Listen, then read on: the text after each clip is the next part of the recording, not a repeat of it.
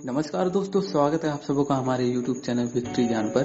दोस्तों, अगर आप इस चैनल पर नए हैं तो चैनल को सब्सक्राइब करना मत भूलिएगा। बनिए नेटवर्क मार्केटिंग मिलियनियर। अध्याय 3, सफलता की प्रक्रिया।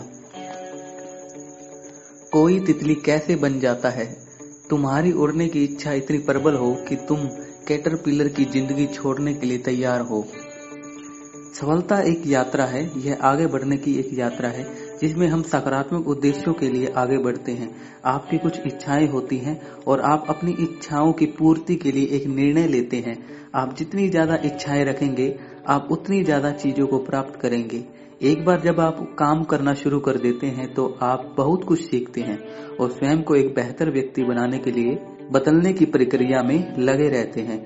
हर दूसरे फील्ड में, यहाँ तक कि नेटवर्क मार्केटिंग के क्षेत्र में भी आप अपने लक्ष्य तय करते हैं और फिर उन्हें पूरा करने के लिए एक कार्य प्रणाली तैयार करते हैं। इसे सफलता की प्रक्रिया कहा जाता है और इसी प्रक्रिया को अपनाकर बिजनेस में बहुत सारे लोगों ने ऊंचाई प्राप्त कर ली है। इस प्रक्रिया में मास्टरी पाना एक यात्रा सा है। इस प्रक्रिया में होने वाले काम के लिए प्रतिबद्ध होकर आप हर बीतते दिन के साथ एक बेहतर नेटवर्क मार्केटर बनते जाएंगे, जिससे आप खूब ऊंचाइयां पाएंगे और खूब पैसा कमाएंगे। जो प्रक्रिया इस किताब में बताई गई है वह नेटवर्क मार्केटिंग बिजनेस का मूल है। दुनिया के सर्वश्रेष्ठ मार्केटिंग लीडरों की सफलता का गहन अध्ययन के बाद इस प्रक्रिया को तैयार किया गया है। लोगों ने 11 सालों से ज्यादा इन सिद्धांतों को अपनाया है और असीमित सफलता प्राप्त की है। बिजनेस में सफलता के लिए ट्रेनिंग, अनुशासन और कड़ी मेहनत की आवश्यकता होती है, पर अगर आपको इन चीजों से डर नहीं लगता तो पहले जैसे अवसर आज भी मौजूद हैं। मैंने हमेशा इस सिद्धांत पर काम किया है कि सफलता का कोई राज नहीं होता, सफलता पाने का सिर्फ एक सिस्टम होता है। मुझे यह देखकर बहुत ही दुख होता है कि आज के दिन कई हजारों लोग इस बिजनेस में सफलता पाने के लिए दिन रात एक किए हुए हैं, पर उनको वह सफलता नहीं मिल रही जितने के वे अधिकारी हैं। वह सारी चीजों से प्रेरित है, मेहनत करने वाले हैं, उनके सपने हैं और वे लगातार काम करते रहते हैं, पर उन्हें सही सिस्टम के अभाव में वह सब नहीं मिलता जो वह चाहते हैं। मैं यहाँ इस पुस्तक में ठीक वही सफलता की प्रक्रिया बताने जा रहा हूँ जिसने मुझे एवं हजारों अन्य नेटवर्क मार्केटरों को पिछले 11 सालों में बेहद सफलता प्रदान की है। नेटवर्क मार्केटिंग में अपने सपनों को पूरा करने के लिए यह एक पक्का शॉर्टकट तरीका है। अधिकांश लोग जो 10 सालों में नहीं कर पाते, आप इस प्रक्रिया के इस्तेमाल से उसे 2 से 5 साल में पूरा कर सकते हैं। आप इनमें से कुछ प्रक्रियाओं को पहले से ही जानते होंगे और शायद आप उनमें से कुछ भागों का अनुसरण भी कर रहे होंगे। चूंकि आप यह पुस्तक पढ़ रहे हैं तो असली बात यह है कि आप में बिजनेस में आगे बढ़ने की प्रबल इच्छा है। पुस्तक के इस भाग में जो सिद्धांत एवं तरीके बताए गए हैं उससे नेटवर्क मार्केटिंग बिजनेस की और एक्टिविटी में आप अपने कौशल को बढ़ा पाएंगे। इनसे आप अपने बिजनेस और उससे होने वाली आय को नई ऊंचाइयों पर ले जाएंगे। आप जो करते जा रहे हैं उसे अगर आप करते जाएंगे तो आपको वही मिलता रहेगा जो आपको हमेशा से मिल रहा था। मैं यहाँ आपको पूरी तरीके से बदलने में मदद करना चाहता हूँ। यहाँ बताई गई कुछ चीजें शायद आपको मुश्किल दिख सकती हैं और कुछ बातें शायद आपको पसंद भी नहीं आएंगी। आप शायद उनमें से कुछ कामों को नहीं करना चाहेंगे, पर अगर आप अपने सपनों को सच में पूरा करना चाहते हैं तो आगे बढ़ें और मैं जैसा बताने जा रहा हूँ वैसा ही करें। आप जो पाएंगे उसे पाकर आप स्वयं हैरान हो जाएंगे। यह याद रखें कि हर तितली एक कैटरपिलर थी और कैटरपिलर को देखकर कोई यह विश्वास नहीं कर सकता था कि एक दिन एक तितली बन जाएगी, पर उसने चुपचाप उड़ने की उस प्रक्रिया का अनुसरण किया और वह बदलाव अपने आप हो गया। जब एक कैटरपिलर ने यह सोचा कि दुनिया खत्म हो गई है, तब वह एक तितली बन गई। इसलिए आप जो बनने जा रहे हैं उसके बारे में खुश हो जाइए और सोचिए कि एक बार आप बिजनेस में सफल हो गए तो क्या क्या सपने पूरे करेंगे। नंबर 1, आइए सेलिंग नामक पहेली को सुलझाएं। बेचना वह नहीं है जो आप किसी को करते हैं, यह वह काम है जो आप किसी के लिए करते हैं। भगवान ने हम सभी को एक बेचने वाला बनाया है। हर व्यक्ति पैदाइशी बेचने वाला व्यक्ति है और सभी लोग आसानी से बेच सकते हैं। यह भगवान द्वारा जन्मजात दिया गया एक कौशल है जिसे सिर्फ चमकाने की जरूरत है और उसे आज हम जहां भी प्रयोग कर रहे हैं उसके अलावा और परिस्थितियों में प्रयोग में लाए जाने की जरूरत है। हर कोई हर समय कुछ न कुछ बेच ही रहा है। एक लड़का एक लड़की को प्रेम प्रस्ताव दे रहा है। जॉब के साक्षात्कार के दौरान एक अभ्यर्थी, एक राजनीतिक नेता का वोट मांगने के लिए भाषण देना, एक वकील अपने क्लाइंट के केस में बहस कर रहा है, आपका अपनी बीवी को थोड़ी कम कीमत की ड्रेस या हीरा लेने के लिए समझाना, आपका बेटा पार्टी में जाने के लिए आपको समझा रहा हो, किसी धार्मिक कार्य के लिए फंड जमा कर रहे हो, आपका अपने बच्चे को फालतू चीजें कूड़ेदान में डालकर कमरा साफ करने को कहना, यह सब कुछ बेचना ही तो है। किसी के साथ हमारी कोई भी बातचीत और कोई भी अन्य क्रियाकलाप जो भी हम कर रहे हैं, सब में बेचना जारी है। मैं इस बात पर पूरा भरोसा करता हूँ कि वह दुनिया का सबसे अच्छा प्रोफेशन है। बिक्री करने वाले लोग राजस्व उत्पन्न करते हैं। हर डिपार्टमेंट पैसा लेता है, पर सेल्स डिपार्टमेंट पैसा लाता है। सारे सेल्स प्रोफेशनलों में मैं कमीशन वाले सेल्समैन को ज्यादा पसंद करता हूं, क्योंकि उनके पास आत्मविश्वास होता है और काम करने की एक फिलॉसफी होती है। अगर मैं सेल्स न लेकर आऊं तो मुझे कुछ भी पैसे मत देना। इस कारण सेल्स के लोग बिजनेस की दुनिया में सबसे ज्यादा कमाने वाले व्यक्ति होते हैं और सेलिंग को दुनिया के नंबर 1 प्रोफेशन माना जाता है। समस्या सिर्फ यह है कि सेल्स के लोगों के बारे में हम लोगों ने सही अवधारणा नहीं बनाई। अभी जब आप सेलिंग के बारे में सोचते हैं तो जो छवि आपके दिमाग में उभर कर आती है वह है दरवाजा खटखटाना, कार की खिड़कियों पर हाथ मारना या स्टोर काउंटरों पर जबरदस्ती बेचने वाले सेल्समैन। यह छवि कुछ दूसरे बड़े सेल्समैन में बदलनी चाहिए, जैसे महात्मा गांधी, नरेंद्र मोदी, स्टीव जॉब्स या जैक मा। यह सब दुनिया के सर्वश्रेष्ठ सेल्समैन हैं। आप कभी कोई जंग नहीं जीत सकते अगर आप यह सोचे कि आप घोड़े पर बैठे अजीब लगते हैं। जब बेचना इतना अच्छा है तो लोग इससे डरते क्यों हैं? यह कुछ नहीं है, बस लोगों ने सेल्स के बारे में अपने मन में कुछ गलत धारणाएं बना रखी हैं। नंबर 1, मैं सेल्स में अच्छा नहीं हूं, मैंने सेल्स कभी नहीं की है। हाँ, हो सकता है आप सेल्स में अच्छे न हो, पर सेल्स सीखने वाली एक कला है। क्या आप किसी एक व्यक्ति को जानते हैं जो सेल्स पर्सन के रूप में पैदा हुआ हो? आप इसमें जब चाहे अच्छा काम कर सकते हैं। इसके लिए बहुत सारी किताबें, ट्रेनिंग प्रोग्राम और वीडियो मौजूद हैं। असल में यह नहीं है कि आप में बेचने की क्षमता नहीं है, बात यह है कि आप बेचना सीखना नहीं चाहते। सीखने के लिए प्रतिबद्ध हो जाए और फिर सेल्स कीजिए। लगातार अभ्यास एवं जिद्र आपको कुशल बना देंगे। नंबर 2, मैं किसी को समझा नहीं सकता। यह एक कल्पना है कि आप लोगों को समझाएंगे। समझाने जैसी कोई चीज होती ही नहीं है। आपका काम है अपने उत्पादों सेवाओं के बारे में दूसरों को अच्छी तरीके से बताना। आप सिर्फ इस उद्देश्य के साथ जाएं कि आप उनकी समस्या को हल करने में उनकी मदद कर रहे हैं। बाकी सामने वाले व्यक्ति और उसकी जरूरतों पर निर्भर करता है। नंबर 3, लोग नकारात्मक होते हैं। मेरे 15 साल के बेचने के अनुभव ने मुझे यह सिखाया है कि किसी चीज को बेचने के लिए ग्राहक के रवैये से ज्यादा सेल्स पर्सन का रवैया जरूरी है। एक अच्छा सेल्स प्रोफेशनल कभी भी अपने व्यवसाय को लेकर शर्मिंदा नहीं होता। आपकी भूमिका हल प्रदान करने वाले की होनी चाहिए, जिससे लोग आपका धन्यवाद करें कि आपने उस उत्पाद के बारे में उन्हें बताया। नंबर 4, मैं सेल्स के ट्रिक्स नहीं जानता। असल में सेल्स के कोई ट्रिक्स नहीं होते। व्यापार के बारे में सीखें, ट्रिक्स के बारे में नहीं। ट्रिक्स अल्पकालीन धोखेबाजों के लिए है। इस बिजनेस में लंबे समय तक चलने वालों के अपने मजबूत आधार होते हैं। सेलिंग बेचने वाले से खरीदार तक सिर्फ अपने विश्वास और उत्साह का ट्रांसफर करना है। आपको सिर्फ यह पता होना चाहिए कि आप क्या बेच रहे हो। अगर आप में बुनियादी शिष्टाचार और सामान्य बुद्धि है तो आप चमत्कार कर सकते हैं। नंबर 5, मुझे सेल्स पसंद नहीं है। जब लोग मुझे कहते हैं कि मुझे सेल्स पसंद नहीं है तो मैं उनसे एक ही सवाल करता हूँ, क्या तुम सिर्फ वही काम करते हो जो तुम्हें पसंद है? क्या तुम अपनी नौकरी से प्यार करते हो? क्या तुम्हें सारी जिंदगी हर सुबह ऑफिस के लिए तैयार होकर जाना पसंद है? क्या तुम्हें अपना लाइफस्टाइल पसंद है? जो कार तुम ड्राइव करते हो, क्या तुम्हें वह पसंद है? या तुम जिस घर में रहते हो, क्या वह तुम्हें पसंद है? क्या तुम्हें यह बात अच्छी लगती है कि तुम्हारे पास कोई फाइनेंशियल सिक्योरिटी नहीं है? क्या तुम्हें हर दिन त्याग और समझौता करके जीना पसंद है? हम में से अधिकांश लोग अपनी जिंदगी में वही करते हैं जो उन्हें पसंद नहीं है। बात यह नहीं है कि क्या किया जाए, बात यह है कि क्यों वह किया जाए और फिर कैसे किया जाए।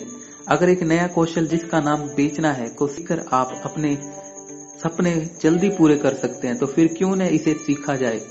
क्या यह कमाल नहीं होगा कि यह नया कौशल आपको इतनी वित्तीय बहुतायत देगा कि कुछ सालों तक काम करके आप जिंदगी भर के लिए आजाद हो जाएंगे और जैसा चाहें आप वैसा कर पाएंगे। नंबर 6, मुझे सेल्स कॉल से डर लगता है। हर बार कोई नया काम शुरू करते समय सभी को पहल डर लगता है या घबराहट होती है, जैसे बाइक या कार ड्राइव करना, पहली प्रेजेंटेशन, पेंटिंग, कोई खेल खेलना, कोई नया साज बजाना आदि।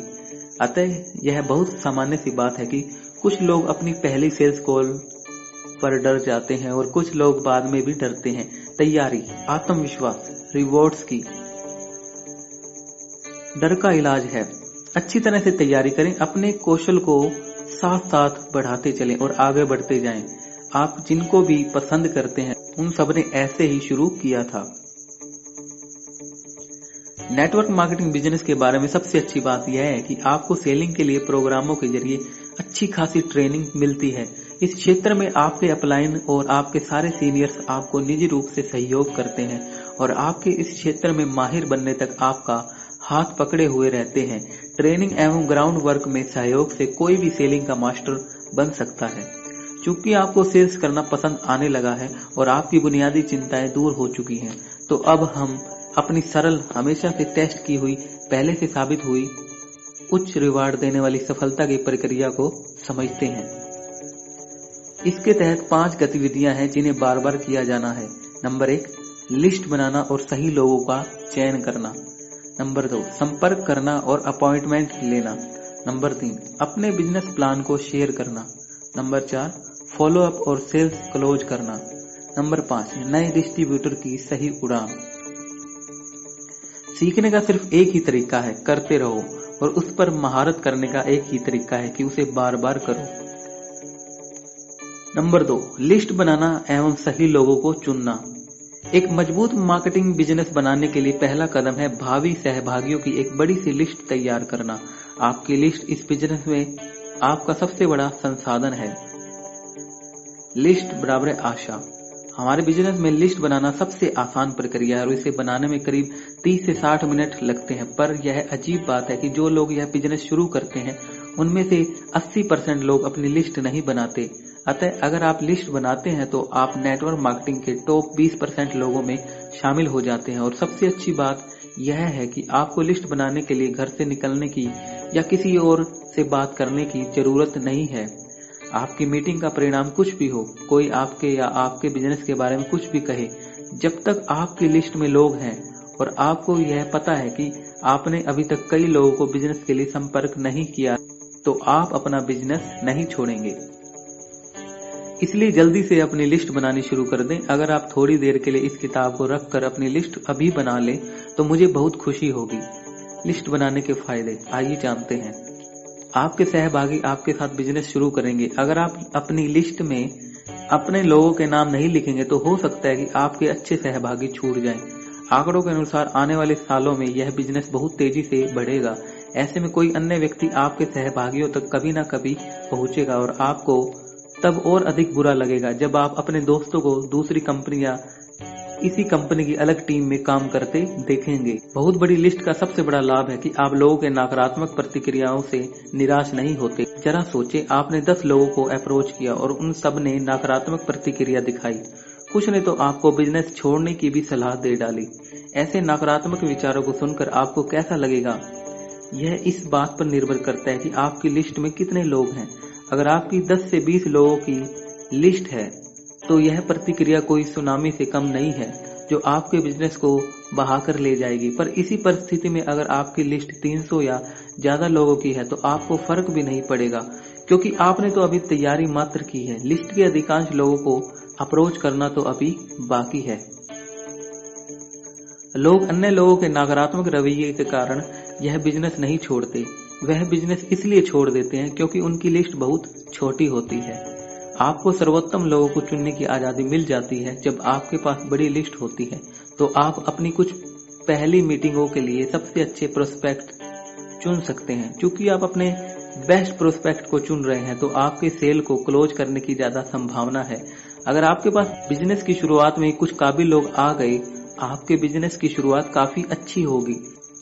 इस बिजनेस में काम करने का अर्थ अपनी जिंदगी का एक भाग किसी और को दे देना है। अपनी जिंदगी को किसी के नाम करने के लिए आप अच्छे लोगों का चुनाव क्यों नहीं करते? बड़ी लिस्ट से आपकी गंभीरता का पता लगता है और यह फॉलो अप करने के समय का सबसे अच्छा टूल है। आप लोगों को यह साक्ष्य के रूप में दिखा सकते हैं कि इस बिजनेस के जरिए आप अपने सपनों को पूरा करने के लिए कितने गंभीर हैं। बड़ी लिस्ट से आपका मनोबल ऊंचा रहता है और आपको आगे बढ़ाता रहता है, क्योंकि आपके पास एक बहुत बड़ा संसाधन है। जब इसके इतने फायदे हैं तो लोग सूची बनाने के लिए इतने इच्छुक क्यों नहीं होते हैं? इसका कारण आसान है, क्योंकि उन्हें अपने बिजनेस में भरोसा नहीं है। उन्हें असल में वह भरोसा ही नहीं है कि इस बिजनेस में उन्हें या उनके कुछ लोगों को कुछ फायदा हो सकता है। कुछ लोगों की मनोवृत्ति ऐसी होती है कि उन्हें ऐसा भ्रम होता है इस बिजनेस को कैसे किया जाए और वो कोई सिस्टम फॉलो नहीं करना चाहते। ऐसे मामलों में इन लोगों को 1 से 3 इवेंट में शामिल होने के लिए कहिए और फिर लिस्ट बनाने की प्रक्रिया शुरू करें।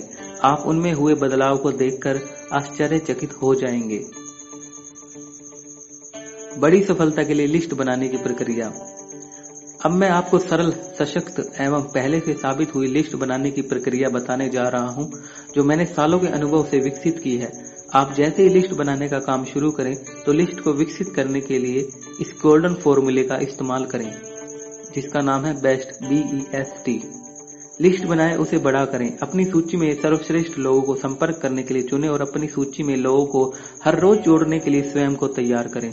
आइए इन चारों को विस्तृत रूप से समझते हैं। नंबर 1, लिस्ट बनाएं। Build a list. आज जिन लोगों से मिलने में आप झिझक रहे हैं वो आपको कुछ महीनों में धन्यवाद जरूर देंगे, क्योंकि आपने उनका नाम अपनी लिस्ट सूची में रखा था। अपनी सूची को जितना हो सके उतनी बड़ी बनाएं, सबको इसमें शामिल करें। इससे कुछ फर्क नहीं पड़ता कि वह आपके साथ बिजनेस शुरू करेंगे या नहीं, वह आपसे मिलेंगे भी या नहीं। बस अपनी लिस्ट में लोगों के नाम लिखते जाओ। हम लिस्ट में से शायद सबको संपर्क नहीं करेंगे, पर हमें लिस्ट में सब लोगों की जरूरत है। हमारे बिजनेस में एक संपर्क से कई अनगिनत संपर्क बन सकते हैं। हमें यह नहीं पता कि हमारा स्टार परफॉर्मर कहां से आएगा, पर यह याद रखें कि वह बहुत जल्दी आपको धन्यवाद देंगे कि उनका नाम आपकी सूची में है। अपना नजरिया बदलें। जब मैंने बिजनेस शुरू किया था तो मैं लिस्ट बनाने में झिझकता था, पर जब मैंने अपना नजरिया बेचने से शेयर करने एवं मदद में बदला, मुझे अचानक इस बिजनेस में कई सैकड़ों लोग याद आने लगे। तब से लेकर आज तक मेरी लिस्ट कभी खत्म नहीं हुई। यहाँ तक कि अब तो मुझे ऐसा लगता है कि हर कोई मेरा साथी या ग्राहक बन सकता है। कुछ लोग जो खुद को बहुत स्मार्ट समझते हैं, वे आपसे हमेशा बहस करेंगे कि उनके दिमाग में हमेशा लिस्ट रहती है और उन्हें उसे पेपर में लिखने की कोई जरूरत नहीं है। मैं आपको डायरी में लिस्ट बनाने की सलाह क्यों देता हूँ? क्योंकि जब आपका दिमाग खाली हो जाएगा तो वह अपने आप लिस्ट में लिखने के लिए नामों को खोजने लगेगा। आपको आश्चर्य होगा कि कैसे एक के बाद एक नाम आपके दिमाग में आते जा रहे हैं। लिस्ट बनाकर हम यह चाहते हैं कि अपने दिमाग को एक्टिवेट करके नए नामों को एक के बाद एक जोड़ते चले जाएं। हालांकि डायरी में नाम लिखना मेरे लिए जादू का काम करता है, पर अगर आप चाहें तो अपनी लिस्ट अपने टैबलेट में या किसी मोबाइल ऐप में भी बना सकते हैं। याद रखें कि आपका मुख्य उद्देश्य है कि एक बड़ी सी लिस्ट बनाएं। किन लोगों को लिस्ट में होना चाहिए? कोई भी जिंदा व्यक्ति जो एक बिजनेस मीटिंग के लिए 40 से 60 मिनट दे सकता है, उसका स्वागत है। दोस्त, रिश्तेदार, सहकर्मी, पड़ोसी, कॉलेज के दोस्त, स्कूल के दोस्त, आपके क्लब के दोस्त, अलग अलग मौकों पर मिलने वाले लोग आदि आपकी शुरुआती लिस्ट में हो सकते हैं।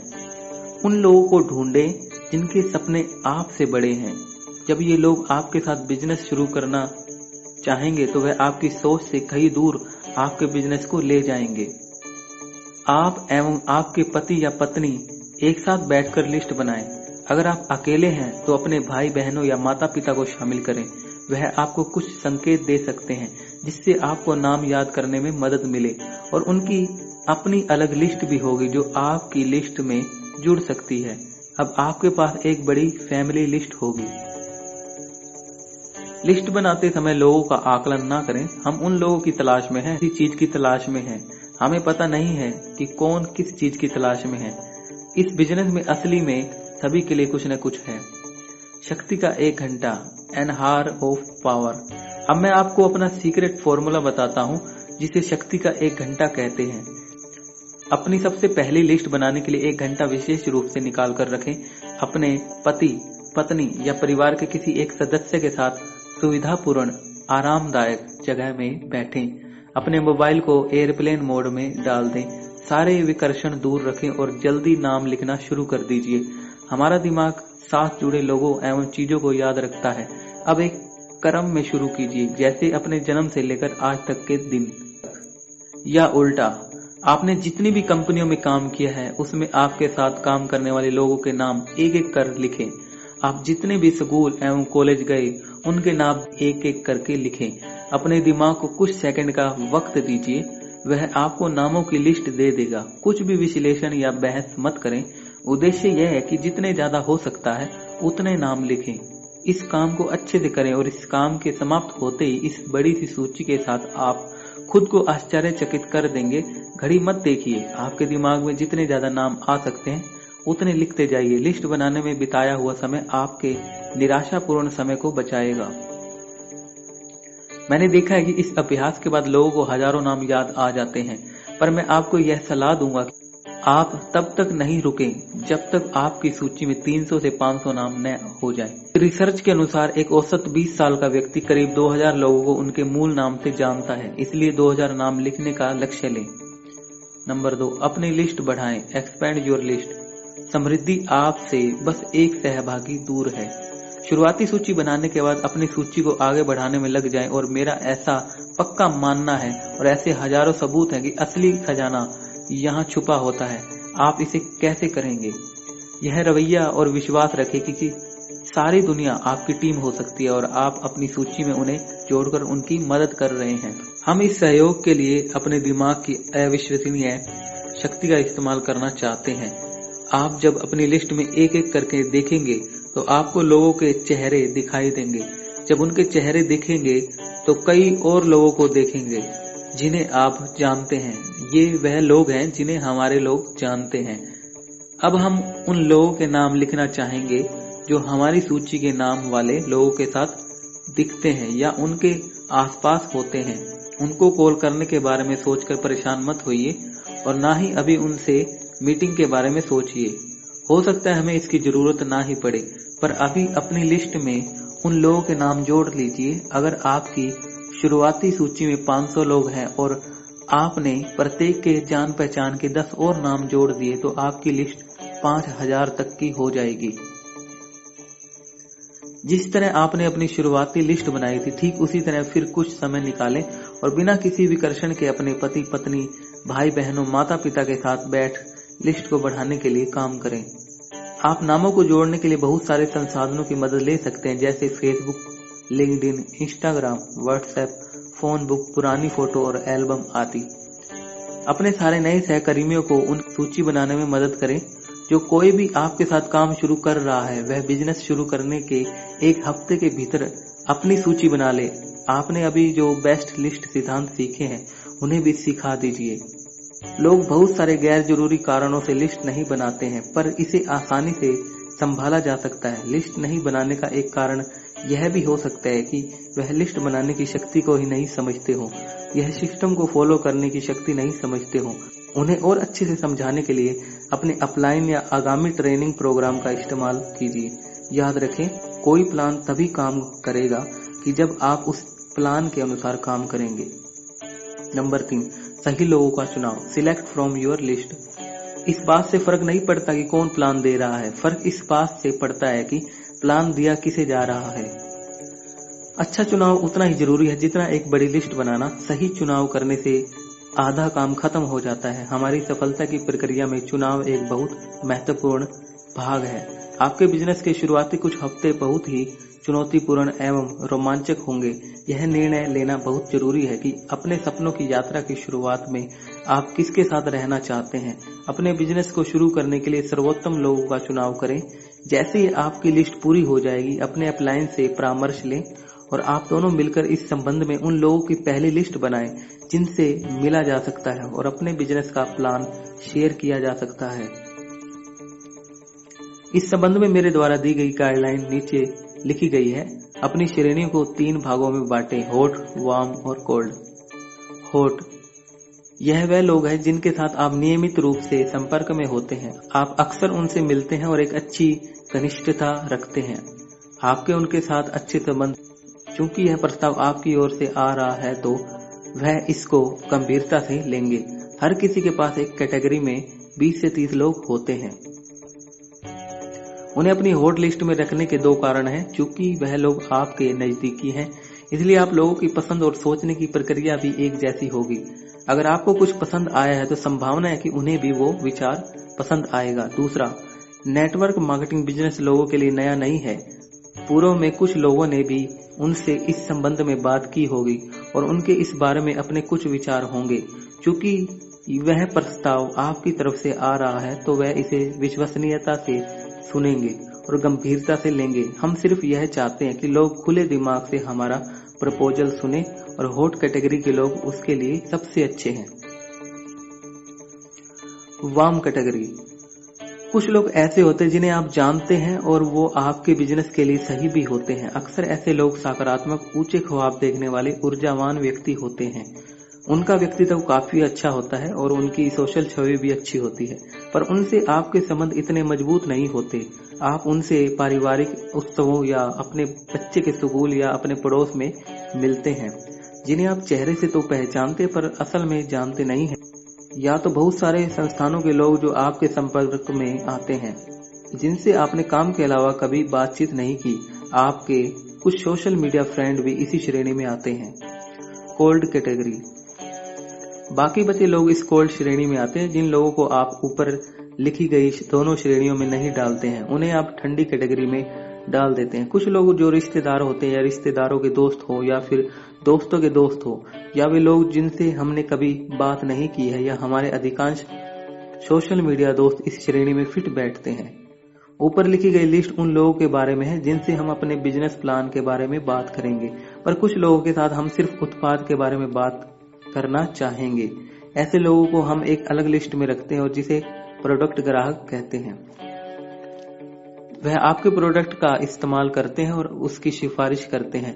तो आप अपने उत्पाद ग्राहकों को भी उन्हीं 3 श्रेणियों में विभाजित कर सकते हैं, हॉट, वार्म और कोल्ड। नंबर 4, अपनी लिस्ट में रोज नए लोगों को जोड़ने के लिए खुद को तैयार करें। Train yourself. याद रहे कि हर कौशल की तरह लिस्ट बनाना भी एक सीखने लायक कौशल है जिसे विकसित किया जा सकता है। चूंकि हमने नेटवर्क मार्केटिंग को अपने व्यवसाय के रूप में चुना है और इस बिजनेस के जरिए हम अपने सपनों को पूरा करना चाहते हैं, इसलिए अपनी लिस्ट में लगातार नए नाम जोड़ते रहिए। अपनी शुरुआती लिस्ट और उसमें जोड़े गए नामों के बाद अब समय है लिस्ट में अनजान लोगों को जोड़ने का।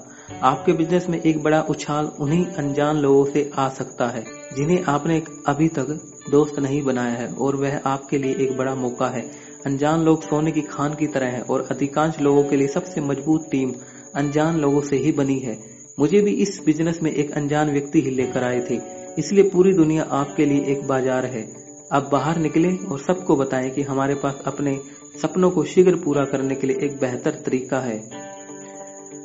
आपका व्यक्तित्व, अनुभव, व्यवसाय या बैकग्राउंड जो भी रहा हो, मैं आपको सलाह दूंगा कि नए दोस्त बनाने की कला को विकसित कीजिए। लोगों से बात करने एवं संबंध बनाने की कला को बढ़ाइए। क्या यह उत्साहजनक बात नहीं है? सोचिए, कोई आपसे पूछे कि आपके बिजनेस में आपका जॉब क्या है, तो आप कहेंगे नए दोस्त बनाना। थोड़े बहिर्मुखी बने। किसी भी आयोजन में शामिल हो तो लोगों से बात कीजिए। पार्टी, बर्थडे पार्टी, सालगिरह, क्लब मीटिंग, कॉलेज रियूनियन, स्थानीय कम्युनिटी इवेंट आदि। स्कूल में parents teacher meeting, sports event, कोई त्योहार का, जब बाहर यात्रा कर रहे हो, ऐसे किसी भी अन्य अवसर पर लोगों से बात कीजिए। मेरा विश्वास कीजिए, बात सिर्फ इतनी होती है कि पहले कौन मुस्कुराता है। मनुष्य एक सामाजिक प्राणी है। हमारे ही डीएनए में यह पहले से ही है कि हम आपस में मिले जुले और एक दूसरे के सहयोग से काम करें। हर कोई आपस में हर व्यक्ति से संपर्क करना चाहता है। कोई भी यह नहीं कहता कि मुझे अब एक और दोस्त नहीं चाहिए। लोग इसलिए बस शुरुआत नहीं करना चाहते हैं क्योंकि उनके अंदर घमंड, शर्म या गलत धारणाएं होती हैं। आप स्वयं निश्चय कर लीजिए कि आप पहले मुस्कुराएंगे और बातचीत शुरू करेंगे, फिर सब कुछ अपने आप चलने लगेगा। अगर कुछ मामलों में बात आगे नहीं बढ़े तो सोच लीजिए कि यहाँ इतना ही होना था और आगे बढ़ जाइए। मैं दृढ़ता से आपको यह कहना चाहता हूँ कि जब आप लोगों से मिलने के लिए आगे बढ़े तो वास्तविकता में उन्हें समझने के लिए और दोस्ती करने के लिए ही मिले। उन्हें बिजनेस में जोड़ने के लक्ष्य से मत जाइए।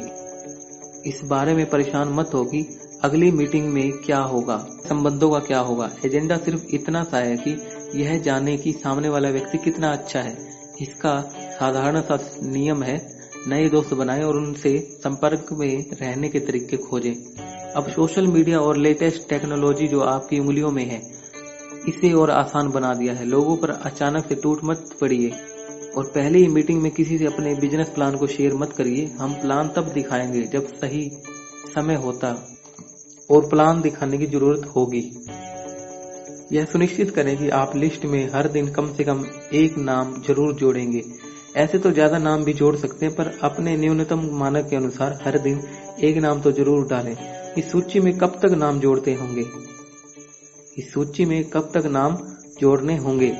ईमानदारी से कहूँ तो जब तक आप बढ़ना चाहते हैं, या तब तक जब तक आपकी टीम में 20 लोग ऐसे ना हो जो कम से कम आपकी आय का आधा ना कमा रहे हो, वो भी सही ढंग से।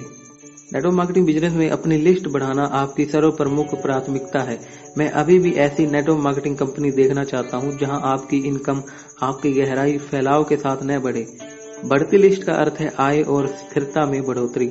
हमारे पास अपनी सूची बढ़ाने के बहुत सारे कारण हैं, इसलिए बाहर जाएं और लोगों तक पहुंचने के रास्ते ढूंढें।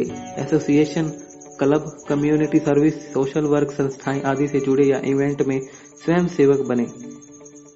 यह प्राथमिकता तय कर लें कि आप हर दिन एक नए व्यक्ति से मिलेंगे और नए संबंध बनाएंगे। अपनी पॉकेट में एक छोटा नोटपैड रखने की आदत डालें और जब भी आपको कोई नाम सूझे तो उसे लिख लें। आजकल मैं यह काम अपने मोबाइल ऐप पर करता हूँ। यह याद रहे कि नेटवर्क मार्केटिंग बिजनेस में वह व्यक्ति नहीं जीतता जिसके पास बहुत बढ़िया बेचने का कौशल हो या स्टेज पर परफॉर्मेंस करने का कौशल हो। यहाँ वह व्यक्ति सफल होता है जिसके पास एक बड़ी और बढ़ती हुई लिस्ट हो और जो बिजनेस के लिए अधिकतम लोगों तक पहुंच सके। लिस्ट बराबर है दृढ़ विश्वास और उत्साह। मैंने 2 श्रेणी के लोगों को इस बिजनेस में बहुत उत्साहित और खुश देखा है। जो लोग बहुत पैसा कमा रहे हैं, जिन लोगों की लिस्ट बहुत बड़ी है। मैं अपनी टीम में 2 लोगों को जानता हूँ जिनकी लिस्ट हमेशा ही बढ़ती रहती है। वे हैं देवाशीष खुटिया और निशांत चौधरी। वे हमेशा ही मुस्कुराते रहते हैं और उन्हें मैं 2 सबसे सकारात्मक लोगों के रूप में जानता हूँ। इसका कारण बड़ी लिस्ट और बड़ी आय है। देवाशीष ओडिशा का एक इंजीनियर है और निशांत ने जब हमारे साथ 3 से 4 साल पहले बिजनेस शुरू किया था तब वह करनाल के एक टेलीकॉम सेंटर में 11,000 रुपए प्रति माह की आय कमाता था। अब वह एक प्रीमियम कार ड्राइव करता है और अपनी जॉब से 30 गुना ज्यादा आय कमाता है। नंबर 3, संपर्क करना और अपॉइंटमेंट लेना। जब आपकी लिस्ट तैयार है और आपने चुनाव भी कर लिया है तो अब अगला कदम है अपनी लिस्ट के लोगों से संपर्क करना। हम लोगों को 2 उद्देश्यों के लिए संघर्ष करते हैं, अपने बिजनेस प्लान को शेयर करने के लिए, अपॉइंटमेंट लेने के लिए, या भविष्य में उन्हें प्लान बताने के लिए, आज परफेक्टिंग करने के लिए। यह याद रखें कि लिस्ट बनाने का और लोगों को चुनने का कोई फायदा नहीं है अगर आप तुरंत उनसे संपर्क नहीं करते। मैंने जब यह बिजनेस 11 साल पहले शुरू किया था तो मुझे लोगों से संपर्क करने में बहुत दिक्कत होती थी। मैं सच में अपनी एक बड़ी बिजनेस टीम बनाना चाहता था, पर मैं कहीं रुक सा गया था और अपनी लिस्ट के साथ आगे नहीं बढ़ पा रहा था। मुझे सच में यह नहीं पता था कि क्या वह किसी अस्वीकृति का डर था, या अपनी छवि या इज्जत खो देने का डर था, या खुद में अथवा बिजनेस में आत्मविश्वास की कमी थी, या हो सकता है कि मेरे घमंड या स्टेटस, शिक्षा के कारण, या क्योंकि मुझे बहुत अच्छा वेतन मिलता था। मैं सीनियर लेवल मैनेजर या जिसकी एक मल्टीनेशनल कंपनी में एक अच्छी साख थी, पर कारण कुछ भी हो, यह मेरे सपने पूरे होने की राह में आड़े आ रहे थे। एक दिन एक ट्रेनिंग प्रोग्राम के दौरान एक वाकया ने मुझे बहुत बुरी तरह आहत किया, जिसने मेरी जिंदगी बदल दी। अगर भगवान ने आपको एक बहुत अच्छे अवसर के साथ नवाजा है तो आपको उस अवसर को सिर्फ अपने तक सीमित न रखें, उस लीडर ने आगे इस बात पर जोर देकर बताया कि अगर मैं इस सुअवसर को अन्य लोगों के साथ नहीं बांटूंगा तो मैं स्वार्थी कहलाऊंगा। धीरे धीरे मुझे इस बात का आभास होने लगा और यह मेरे भीतर ऐसे समाहित हो गई कि अगली बार जब भी मैं यह अवसर दूसरों के साथ बांटता तो मुझे ऐसा लगता कि मैं भगवान का ही कोई काम कर रहा हूँ। हर प्लान प्रेजेंटेशन के दौरान मुझे ऐसा लगता है कि मैं अपने अवसरों को दूसरे के साथ बांटकर सामाजिक कल्याण का कोई काम कर रहा हूँ। जब आप अपनी लिस्ट के लोगों से संपर्क करने लगते हैं तो मेरी यह गाइडलाइन अवश्य ध्यान में रखें। मेरी टीम के हजारों पार्टनर और मैंने विभिन्न प्रकार के लोगों के साथ अलग अलग प्रकार की युक्तियां अपनाने की कोशिश की। हर बार मैंने यह पाया कि सबसे पहले हॉट कैटेगरी के लोगों से मिलना चाहिए और फिर वार्म। पहले वार्म श्रेणी में लाइए और फिर उनके साथ अपने अवसरों को शेयर कीजिए। अपनी लिस्ट के लोगों को अप्रोच करने के सर्वोत्तम दिशा निर्देश आइए जानते हैं। Category hot. इस पाठ में दिए गए 6 प्रकार के संपर्क के तरीकों में से किसी एक का प्रयोग कर लोगों को तुरंत कॉल करें और उनसे अपॉइंटमेंट लें। Category warm. उनके साथ तुरंत मीटिंग या फोन कॉल करके पहले उनके साथ अपने संबंधों को बेहतर करें। इस मीटिंग कॉल के दौरान बिजनेस की कोई बात ना करें। जब ऊपर लिखी बात हो जाए तो उन्हें कॉल करें और 6 प्रकार के संपर्क के तरीकों में एक का उपयोग कर अपॉइंटमेंट ले। कोल्ड श्रेणी। उनके साथ बातचीत शुरू कीजिए और अपने संबंध सुधारिए। जब लोगों से संबंध आगे बढ़ने लगे और वह वार्म कैटेगरी में चले जाएं तो फिर ऊपर सुझाई गई 6 अप्रोचों का उपयोग कर अपने प्लान को शेयर करने के लिए अपॉइंटमेंट ले। उन लोगों के साथ जहां रिश्ते आगे बढ़ने की कोई गुंजाइश नहीं दिखती उन्हें अपनी लिस्ट में अगले साल के लिए डाल लीजिए। जिन लोगों को आपने अपने उत्पाद शेयर करने के लिए चुना है उन्हें हॉट, वार्म या कोल्ड की श्रेणी में डाल दीजिए और हॉट एवं वार्म कैटेगरी के लोगों के साथ अपने उत्पादों को तुरंत शेयर करना शुरू कर दीजिए। आप हॉट एवं वार्म कैटेगरी के लिए किसी भी सुझाई गई अप्रोच का इस्तेमाल कर उनसे अपॉइंटमेंट ले सकते हैं। अगर आपके अपलाइन किसी और अप्रोच को सुझाते हैं तो आप उसे भी इस्तेमाल कर सकते हैं। अनुभव सबसे बड़ा टीचर है। हर अप्रोच के साथ प्रयोग करके देखें कि आपके लिए क्या सबसे सही है।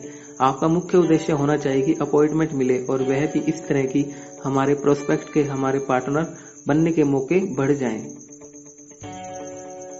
अपॉइंटमेंट लेने के लिए सुझाए गए तरीके। नंबर 1, सीधा अप्रोच, द डायरेक्ट अप्रोच। इस अप्रोच का इस्तेमाल तब होता है जब आप लोगों को एक बिजनेस में काम शुरू करने के लिए आमंत्रित करते हैं। इसका मैसेज बहुत साफ है कि यह बिजनेस शुरू करने के लिए एक आमंत्रण है। इसके लिए संभव आलेख स्क्रिप्ट इस प्रकार है, आइए जानते हैं। आपके मौजूदा जॉब प्रोफेशन को बिना अस्त व्यस्त किए क्या आप किसी अतिरिक्त पैसा कमाने वाले एक बिजनेस प्रस्ताव को देखना चाहेंगे? मुझे लगता है कि मैंने अपनी वित्तीय चुनौतियों को सुलझाने के लिए एक रास्ता तलाश कर लिया है। क्या आप वह देखना चाहेंगे जिससे शायद आप भी अपनी चुनौतियों को सुलझा सकें? जब आपने मुझसे कहा था किसी एक को चुने, आपको ज्यादा पैसे चाहिए, अपने परिवार को सुरक्षित रखना चाहते हैं, एक बेहतर जीवन शैली चाहते हैं, ज्यादा बचाना चाहते हैं, अपनी जॉब से घृणा करते हैं, नया घर चाहते हैं, क्या आप उस समय गंभीर थे या सिर्फ मजाक कर रहे थे? सब इस सवाल का उत्तर हाँ में ही देते हैं। मुझे लगता है कि मैंने कुछ ऐसा ढूंढ लिया है जो आपको उस बात को दोहराए जिसे उसने आपसे अभी कहा है, पाने में मदद कर सकता हूँ। क्या आपको एक बेहतर जॉब मिल गई है? मुझे लगता है कि मैंने आपके लिए कुछ ऐसा अच्छा ढूंढा है जिसके बाद आपको अपने लिए किसी जॉब की जरूरत नहीं होगी। आखिरकार मुझे कुछ ऐसा मिल गया है जहां हम दोनों एक साथ पार्टनर बनकर अपने सपनों की जिंदगी जी सकते हैं। सबको पता है कि हमारे पास कम से कम आय के 2 स्रोत होने चाहिए। क्या आप करने लायक, जांची परखी और प्रमाणित आय का दूसरा स्रोत अपने लिए देखना चाहेंगे? बहुत सालों की रिसर्च के बाद मैंने एक बिजनेस ढूंढा है जहां आप अपने घर से पार्ट टाइम काम कर सकते हैं और आप अपनी फुल टाइम जॉब प्रोफेशन से ज्यादा कमा सकते हैं। नंबर 2, राय, ओपिनियन। यह एक बहुत सशक्त अप्रोच है जिसमें आप आपके प्रोस्पेक्ट्स के अहम भावों को बढ़ाते हैं। चूंकि आप उनसे ओपिनियन, सलाह या मशवरा लेना चाहते हैं तो वह भी एक बड़े आदमी की तरह मीटिंग के लिए आएंगे और अपनी सलाह देंगे। यह अधिकांशतः नौजवानों के लिए कारगर है जब वह अपने से ज्यादा उम्र के लोगों से अपॉइंटमेंट लेना चाहते हैं। जब भी कोई किसी ऐसे व्यक्ति से अपॉइंटमेंट लेना चाहता है जिन्हें वह अपना घनिष्ठ मानता है, अपने से किसी मामले में बेहतर मानता है। मैंने एक ऐसे प्रोजेक्ट में काम करना शुरू जिससे मेरे सभी वित्तीय चिंताएं दूर होने वाली हैं। मुझे इसमें आपकी सलाह चाहिए। क्या आप यहाँ आकर मुझे इस बारे में अपनी सलाह देंगे? मुझे एक ऐसा तरीका पता चल गया है जहाँ से मैं अपने सपनों को जल्दी पूरा कर सकता हूँ, पर उसमें पूरी तरह से डूब जाने से पहले मैं चाहता हूँ कि आप उसे एक बार देख लें और अपनी एक्सपर्ट सलाह दें। मेरे पिताजी हमेशा कहा करते थे कि कोई भी बिजनेस शुरू करने से पहले आप उन व्यक्तियों से सलाह लें जिनकी आप इज्जत देते हैं और पसंद करते हैं। अगर मैं आपको अपने नए बिजनेस के बारे में बताऊं तो क्या आप मेरे नए बिजनेस के लिए मुझे अपनी कीमती सलाह देना चाहेंगे? मेरी कंपनी आपके शहर में भी काम शुरू करने जा रही है। क्या आप मुझ पर एक एहसान कर देंगे? क्या आप मेरे काम की समीक्षा पर मुझे यह बता सकते हैं कि क्या यह आपके इलाके में काम करेगा? मैंने एक साबित हुआ, जांचा परखा और करने लायक बिजनेस पा लिया है जिससे मैं अमीर और प्रसिद्ध हो जाऊंगा। क्या आप मुझे बता सकते हैं कि क्या ये मेरे लिए सही है? नंबर 3, भ्रांति, सस्पेंस। जैसा कि नाम से समझ आ रहा है कि इस अप्रोच में हम अपने प्रोस्पेक्ट को एक मीटिंग के लिए आमंत्रित करते हैं, जिसमें हम उन्हें यह नहीं बताते कि असली में हम क्या करते हैं।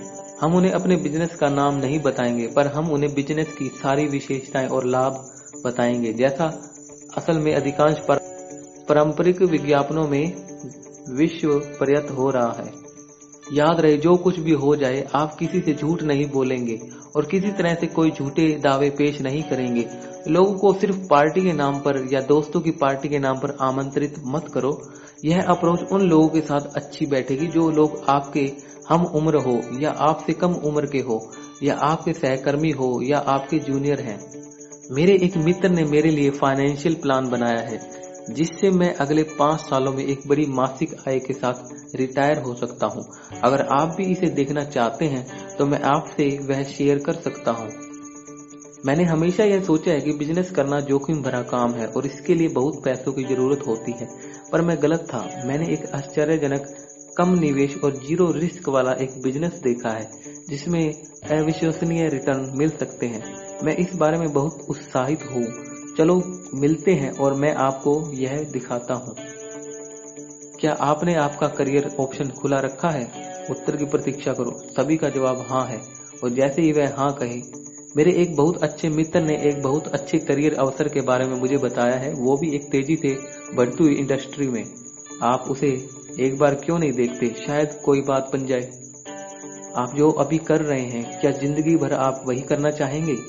इस अर्थव्यवस्था में अच्छे अवसर एवं काम के आगे के अवसर तलाशता है। एक तेजी से बढ़ती हुई इंडस्ट्री के बारे में मेरा एक दोस्त एक बेहतरीन अवसर की बात कर रहा था। हम तो अगले सप्ताह मिल रहे हैं। मैं उससे पूछ सकता हूँ कि क्या आप भी मीटिंग में शामिल हो सकते हैं? मौजूदा अर्थव्यवस्था में सिर्फ एक आय के स्रोत पर रहना क्या सुरक्षित है? आपने अपनी आय के स्रोत को बढ़ाने की कमी नहीं सोची? साधारणतः उत्तर होता है हाँ, मैं सोच रहा हूँ आदि। मेरे एक बहुत अच्छे दोस्त जो आपकी तरह ही सोच रहे हैं और जांच करते हैं ने एक करने लायक जांचा परखा और पहले से साबित हुए बिजनेस को आय का दूसरा स्रोत बनाने की बात की है। मैं अगले सप्ताह उनसे मिल रहा हूँ। क्या आप उसे मेरे साथ देखने चलेंगे? आप organized retailing, private franchising, retailing, e commerce, health care या जिस इंडस्ट्री का वह उत्पाद या सेवाएं हैं, उन शब्दों का इस्तेमाल कर सकते हैं। मैंने अपने दोस्त के साथ ई कॉमर्स बिजनेस शुरू किया है। यहाँ आगे बढ़ने के बहुत ज्यादा अवसर हैं और हम मिलकर काम कर रहे हैं।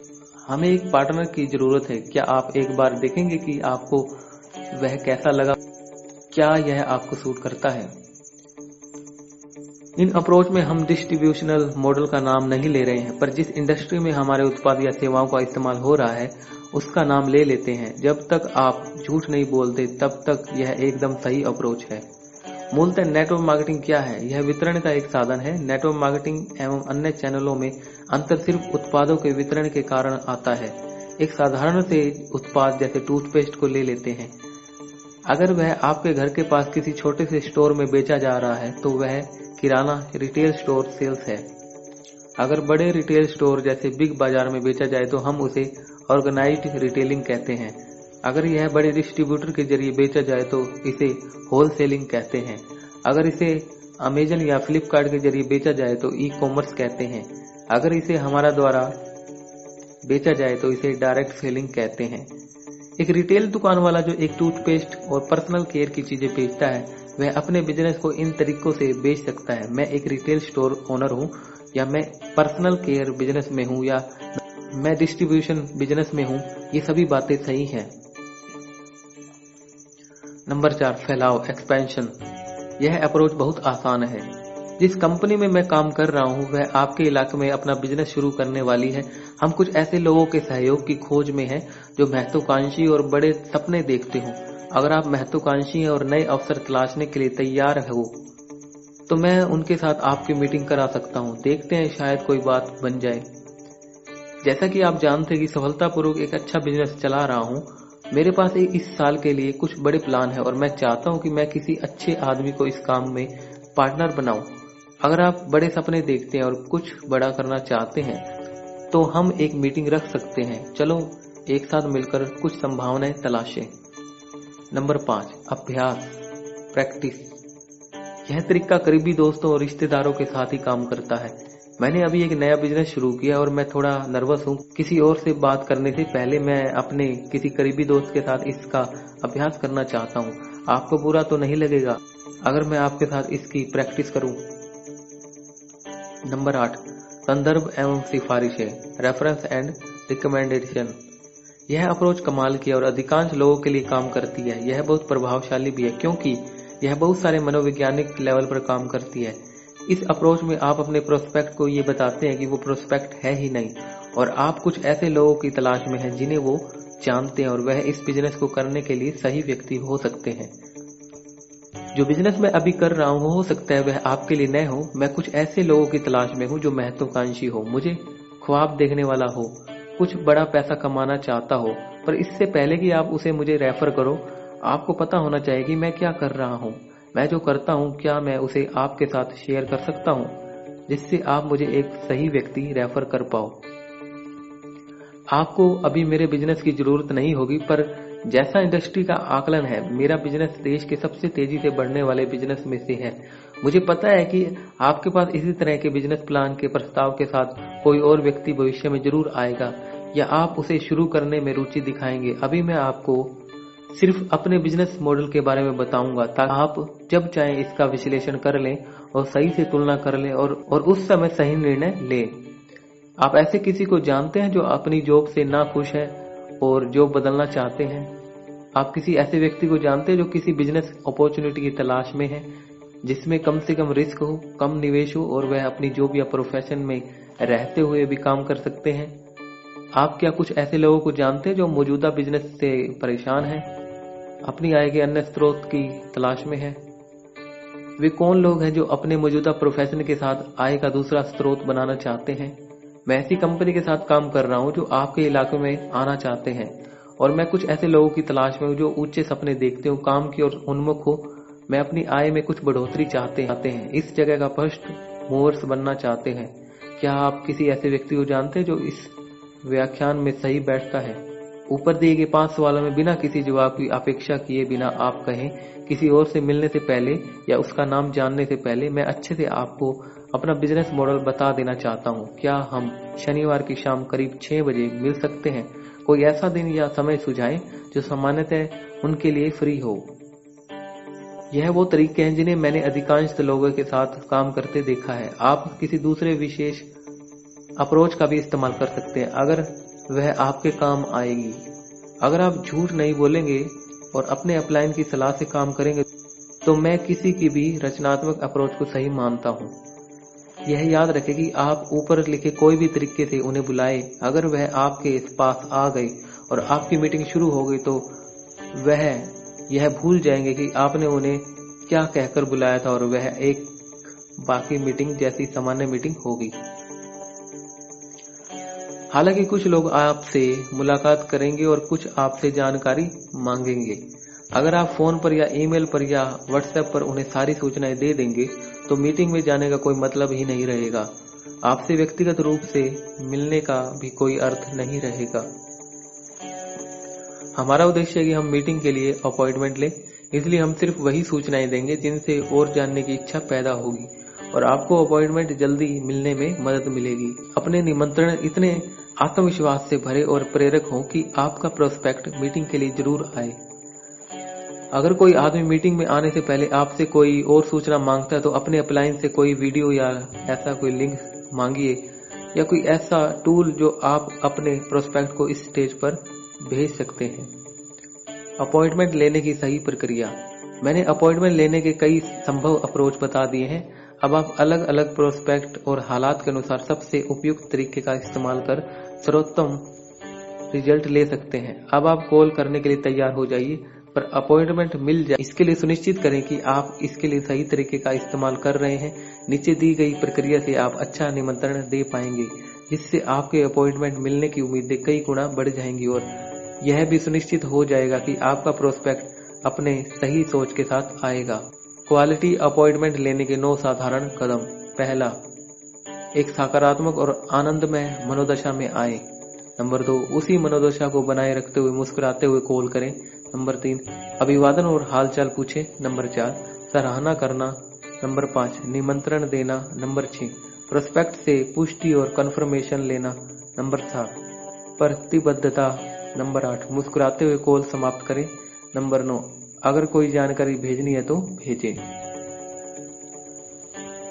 नंबर 1, एक सकारात्मक एवं आनंदमय मनोदशा में आए। मेरे अंतर्राष्ट्रीय मास्टर NLP सर्टिफिकेशन के दौरान मैंने सीखा कि आपकी मनोदशा आपकी जानकारी से ज्यादा महत्वपूर्ण है।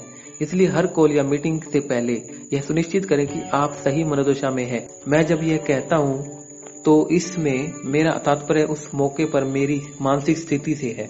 आपकी मानसिक स्थिति आपके विचारों, स्वयं से बातचीत और उस खास समय पर आपकी उन भावनाओं से है जिनसे होकर आप उस समय गुजर रहे हैं। पहले हमेशा मनोदशा होती है, फिर जानकारी होती है। किसी भी प्रकार की कोई नेगेटिव भावनाओं जैसे आत्मविश्वास का अभाव, शक, परेशानी, चिंता आदि को छोड़ दें। यह कोई जीने मरने का सवाल नहीं है। यह पार्टनरशिप के लिए एक निमंत्रण है जिससे उस व्यक्ति की जिंदगी हमेशा के लिए बदल सकती है। यह कॉल कुछ देने के लिए है, कुछ लेने के लिए नहीं है। अपने शरीर को हिलाए डुलाए, कुछ अच्छा संगीत सुने, उत्थान वाली कुछ वीडियो देखें और स्वयं के भीतर सकारात्मक, आशावादी और विचारों के साथ अपना दिमाग सर्वोत्तम स्थिति में रखें। हो सकता है कि आप पहली बार किसी से ऐसी बातें सुन रहे होंगे, पर यह सालों की ट्रेनिंग और कई सालों से लोगों के बीच काम करते करते आई है। आप भी इनका इस्तेमाल कीजिए और आपको पहली कॉल से ही सुधार दिखने लगेगा। नंबर 2, उसी मनोदशा को बनाए रखते हुए मुस्कुराते हुए कॉल करें। अब अपना फोन उठाएं और कॉल लगाएं। जितना ज्यादा मुस्कुरा सकते हैं उतना मुस्कुराइए और उसी मनोदशा में बने रहिए। विश्वास मानिए, आपकी मुस्कुराहट फोन के दूसरे तरफ देखी जा सकती है। नंबर 3, अभिवादन और हालचाल। अपना फोन सामान्यतः अभिवादन के साथ शुरू कीजिए और पूछिए कि उनकी तरफ क्या सब ठीक चल रहा है। उनके परिवार और काम के बारे में पूछिए, उनके जवाब का इंतजार कीजिए। अगर वह व्यक्ति किसी गंभीर काम में फंसा हुआ है तो नए बिजनेस के बारे में बात करने का यह सही समय नहीं है। बिजनेस अप्रोच को अगली बार के लिए रखें और उस व्यक्ति के साथ अपनी कॉल को पहले की तरह जारी रखें। नंबर 4, प्रोस्पेक्ट की सराहना करें। हर व्यक्ति एक अच्छी सराहना पसंद करता है। वह सामने वाले व्यक्ति के मनोबल को ऊंचा करती है और मीटिंग के माहौल में ऊर्जा डालती है। प्रोस्पेक्ट की कम शब्दों में पर अच्छी तरह से सराहना कीजिए। नंबर 5, इन 6 अप्रोचों में से किसी का भी इस्तेमाल करके निमंत्रण दे।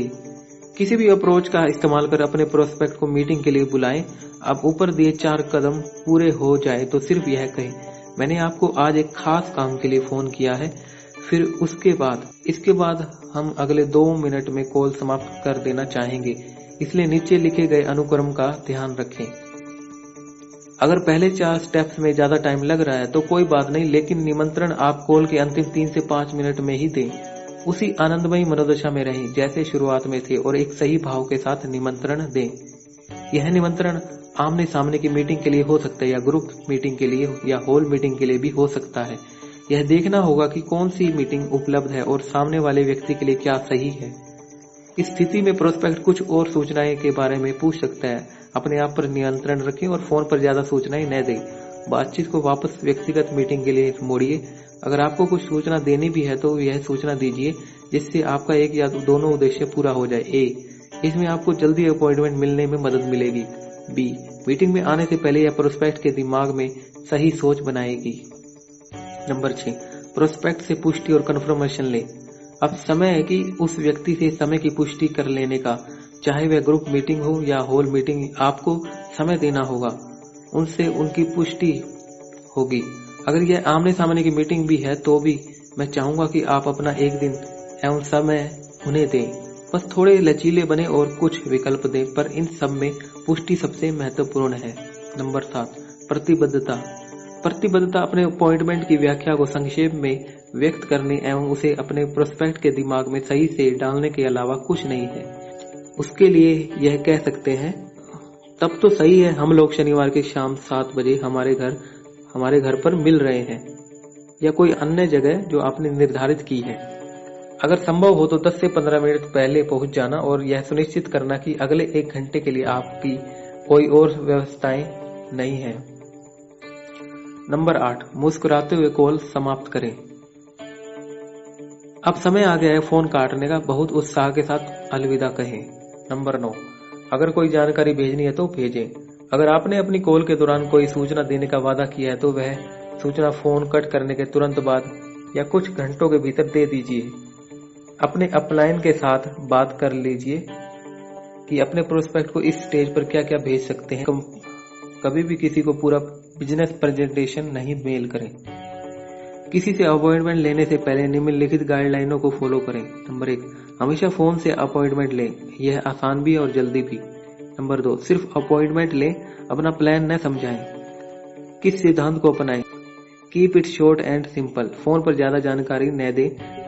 जितना ज्यादा आप फोन पर बात बताएंगे, मीटिंग के लिए अपॉइंटमेंट मिलने के मौके उतने कम हो जाएंगे। मुझे पता है कि समय बदल रहा है, लोगों ने असली मीटिंग के बदले वीडियो कॉन्फ्रेंसिंग या स्काइप का प्रयोग करना शुरू कर दिया है।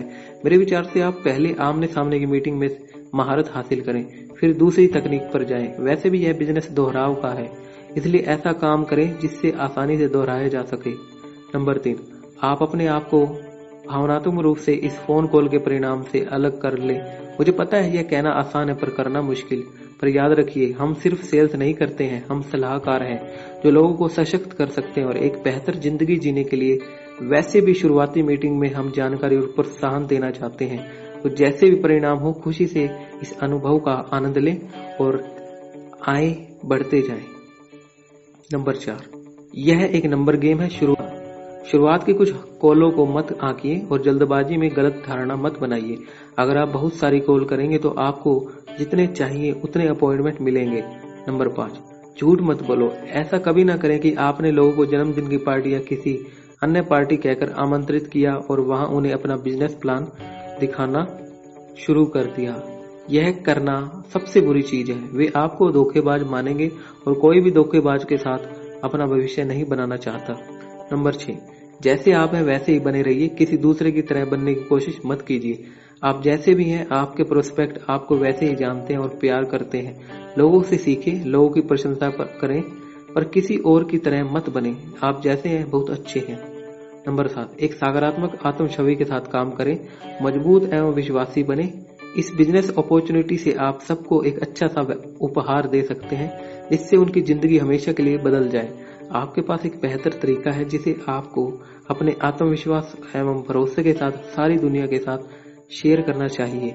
नंबर 8, थोड़ी जल्दी में रहें। जो लोग व्यस्त हैं और जो लोग थोड़ा जल्दी में होते हैं उन्हें सफल माना जाता है। अगर आप अपने फोन कॉल से यह दिखाते हैं कि आपको जल्दी है, या कॉल एक बेहतर और जल्दी रिजल्ट के साथ समाप्त हो जाएगी, आप कम प्रश्नों के साथ जल्दी अपॉइंटमेंट पा सकते हैं।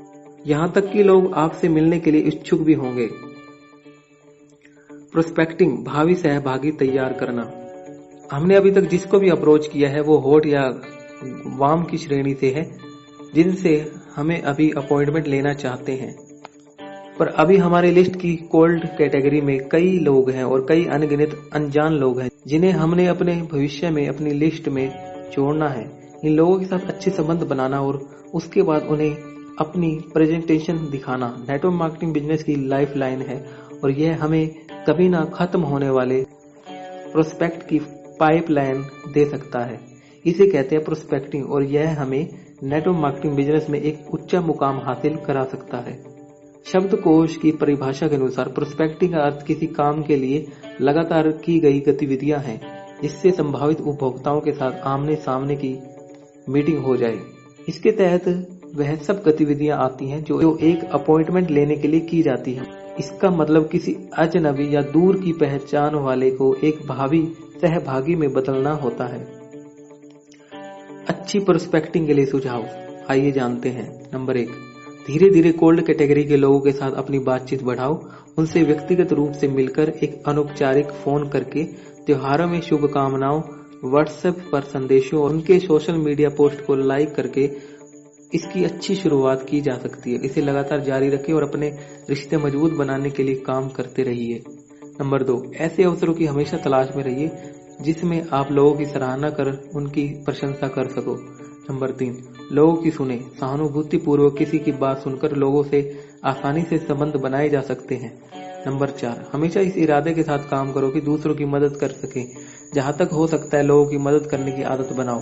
लोगों को रेफरेंस दो जिससे उनके बिजनेस को सहायता मिले। लोगों को आपस में जोड़ो और फिर एक समाधान देने वाले व्यक्ति के रूप में अपना नाम बनाओ जो हर किसी की समस्या का समाधान करता है। इससे लोग तुम्हारी तरफ खुद ब खुद खींचे चले आएंगे और आपकी विश्वसनीयता भी बढ़ेगी।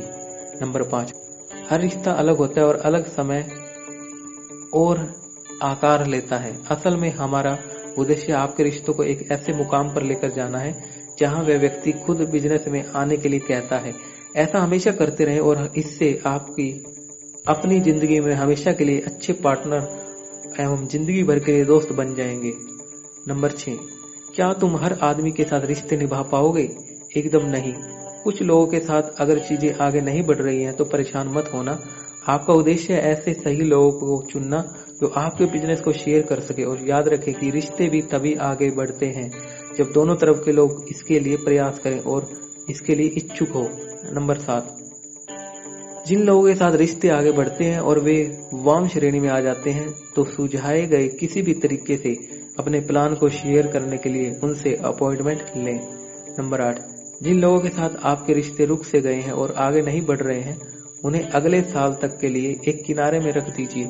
किसी को अपनी पहली मीटिंग में ही प्लान मत दिखाइए। अपने रिश्तों के लिए काम कीजिए और जब सही समय होता है तो आप अपने बिजनेस का प्लान उससे शेयर कर सकते हैं।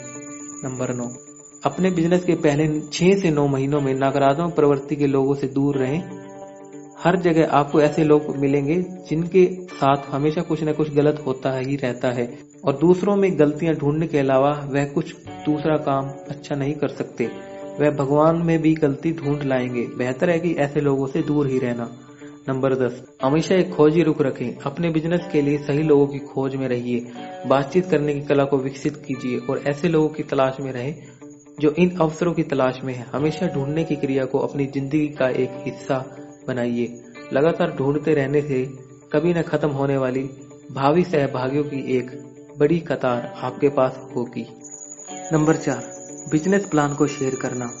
अपॉइंटमेंट मिल जाने के बाद अब समय है तैयार होने का और अपना शानदार बिजनेस प्लान शेयर करने का। आप 3 तरीकों से बिजनेस प्लान शेयर कर सकते हैं।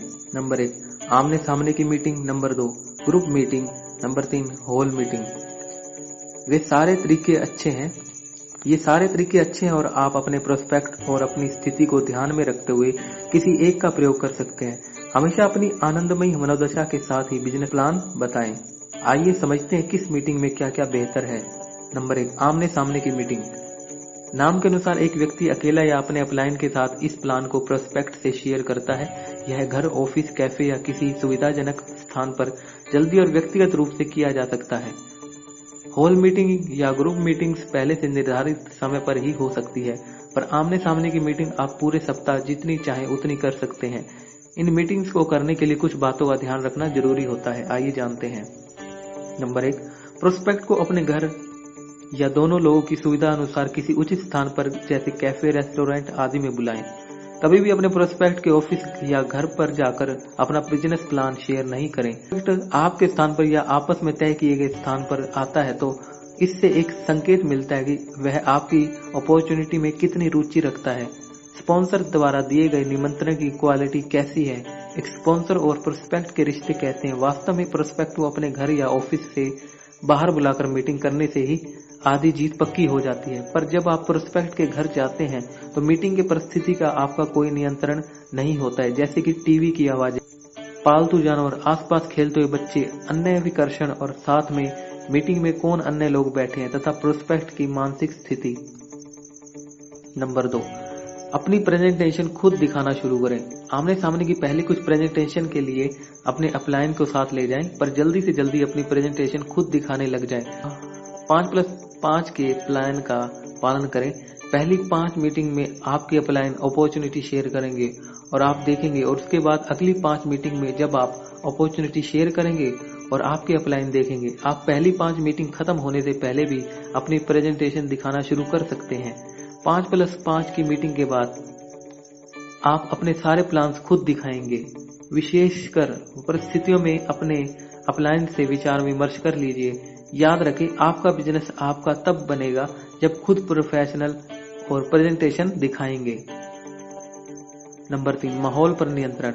यह सुनिश्चित करें कि आपकी मीटिंग की जगह पर कोई टीवी, म्यूजिक, बच्चे, मोबाइल फोन, आसपास लोग, बिना बात की आवाजें ना हो।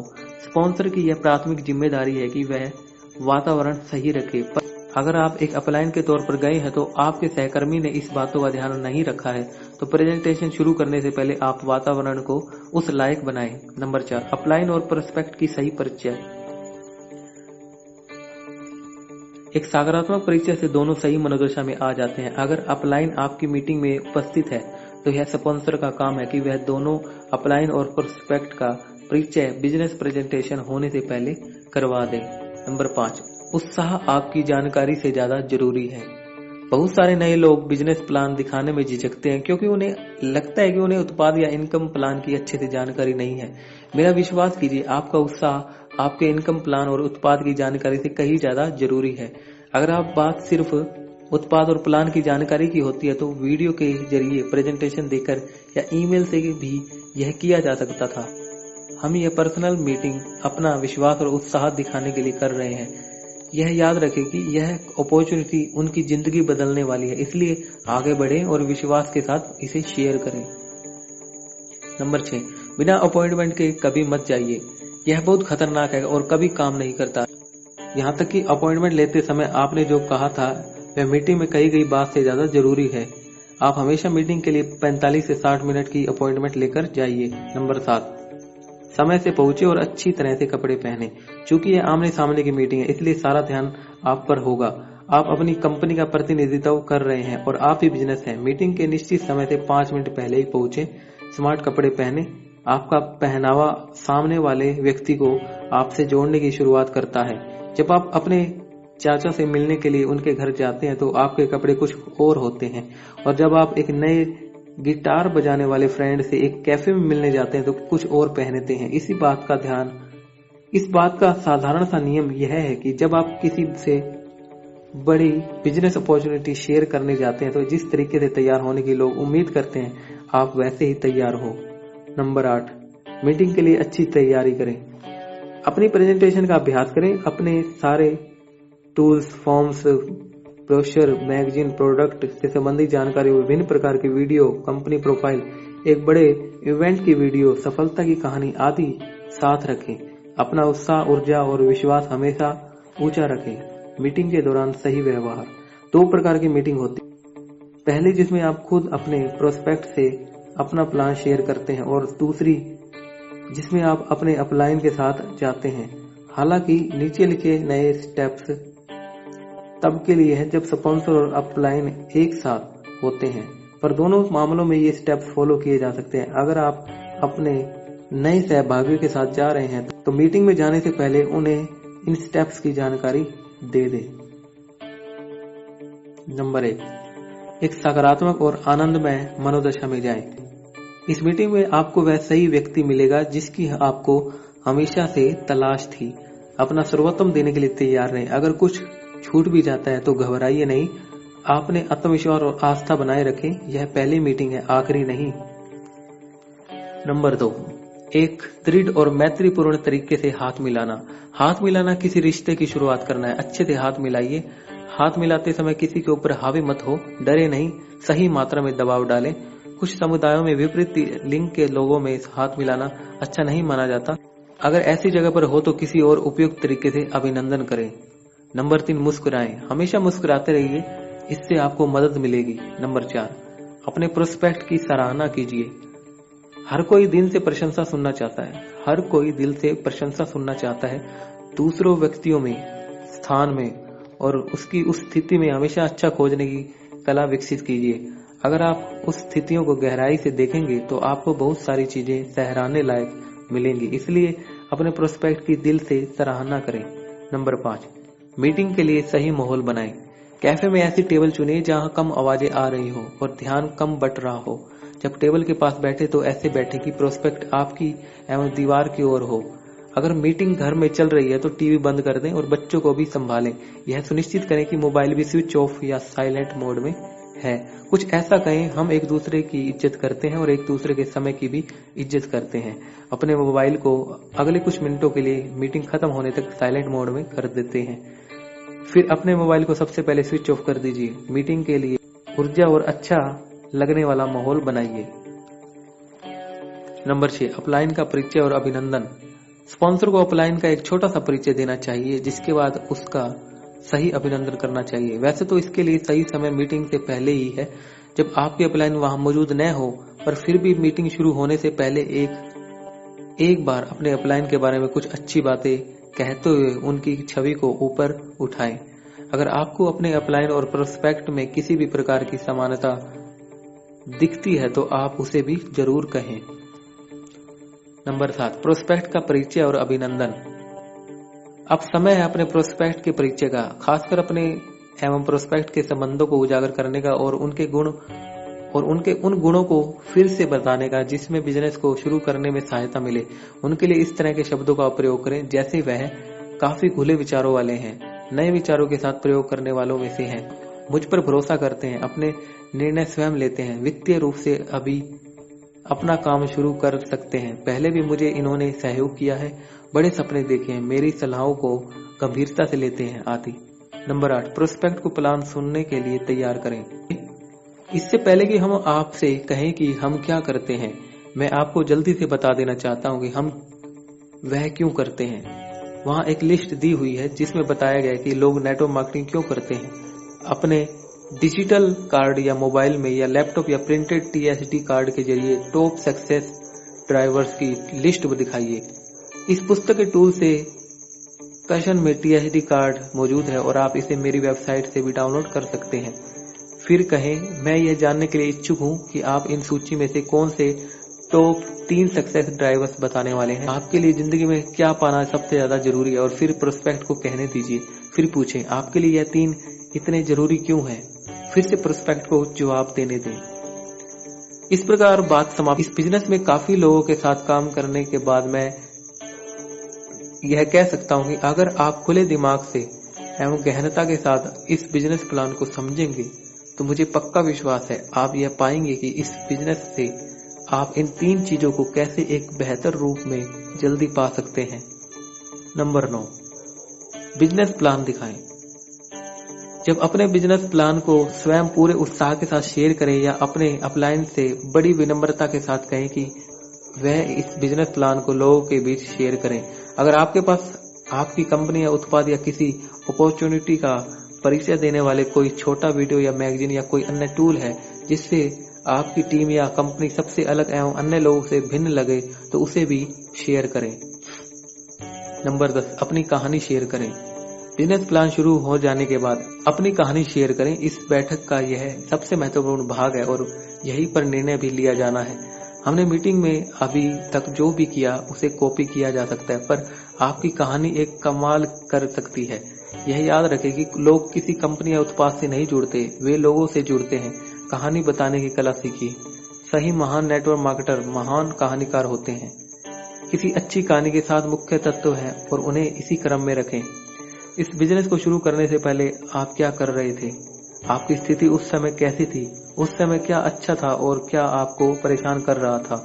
इस बिजनेस प्रेजेंटेशन का पहली बार देखने पर आपकी क्या प्रतिक्रिया थी, आपने क्या देखकर इस बिजनेस को करने का निर्णय लिया और आपने किन मानसिक बाधाओं को अपने दिमाग से निकाला। आपकी अब तक की यात्रा कैसी रही? इस बिजनेस से आपके दीर्घकालिक और अल्पकालिक लक्ष्य क्या है?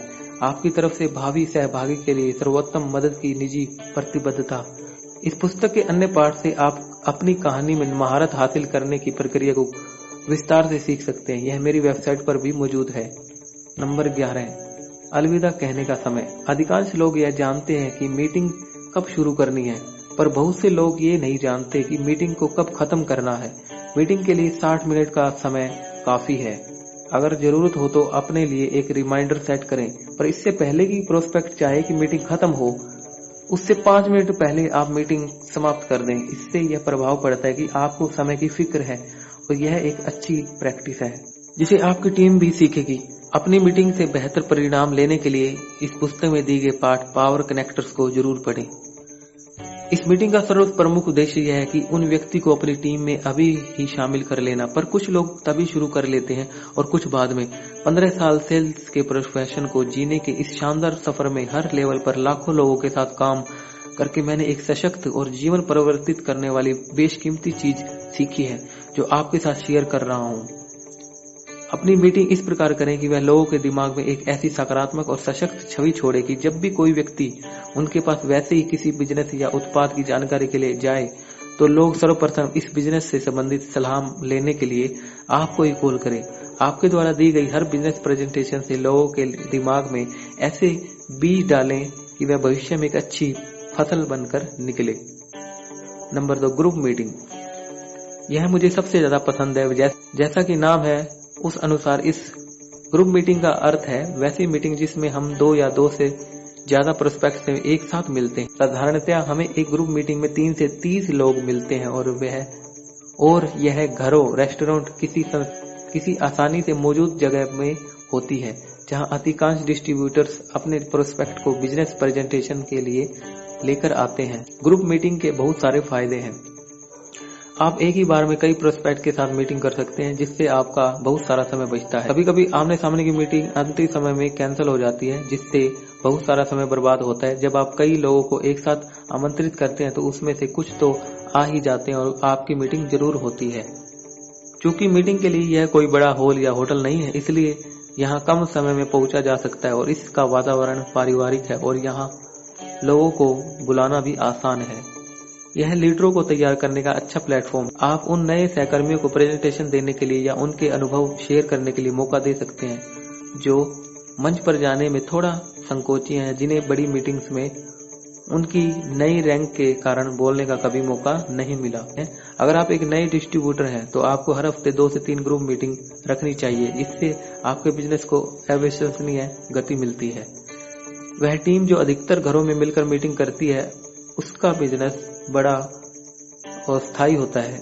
अगर आप यह मीटिंग घर में या रेस्टोरेंट में कर रहे हैं तो ज्यादा मेहमानदारी में ना पड़े। मीटिंग को 90 मिनट या उससे कम समय में समाप्त करें। आप इस मीटिंग में चाय, कॉफी, पानी आदि बिस्कुट के साथ खिला सकते हैं, पर स्नैक्स या खाने के चक्कर में ना पड़े। Number 3, hall meeting. यह ग्रुप मीटिंग का एक बड़ा रूप होता है जो होटल, ऑडिटोरियम या सेमिनार या बड़ी संख्या में प्रोस्पेक्ट और डिस्ट्रीब्यूटर के साथ होती है एवं इसमें कई सीनियर लीडर और अपने बिजनेस के अनुभव शेयर करते हैं। यह मीटिंग बहुत प्रभावी होती है और इसके बहुत सारे फायदे हैं। यह सिस्टम पर आधारित मीटिंग है। हॉल मीटिंग की खास बात यह है कि यह नियमित होती है और आपके बिना भी चल सकती है। यही से असली में बिजनेस शुरू होता है। इस जगह से बिजनेस में डुप्लीकेशन और कई गुना बढ़ोतरी हो सकती है। एक बार जब आपकी टीम हॉल मीटिंग में नियमित रूप से आना शुरू कर देती है तो आपका बिजनेस तेजी से बड़ा होने लगता है। हॉल की ऊर्जा और माहौल सेल्स क्लोज करने में आपकी मदद करते हैं। कई लोग ज्वाइन करने का निर्णय यहीं से लेते हैं। प्रोस्पेक्ट जब अलग अलग प्रोफाइल, प्रोफेशनल, लिंग, आयु आदि के लोगों को वहां एक साथ सफलता और पूरा काम करते देखते हैं तो उनका विश्वास और बढ़ जाता है। हॉल मीटिंग में बहुत सारे अचीवर स्टेज पे अपनी सफलता की कहानियां सुनाते हैं। इससे यह संभावना बहुत बढ़ जाती है आपके प्रोस्पेक्ट को किसी न किसी की बात तो जरूर समझ में आएगी और वह आपके बिजनेस के प्रति सकारात्मक रुख लेकर आएगा।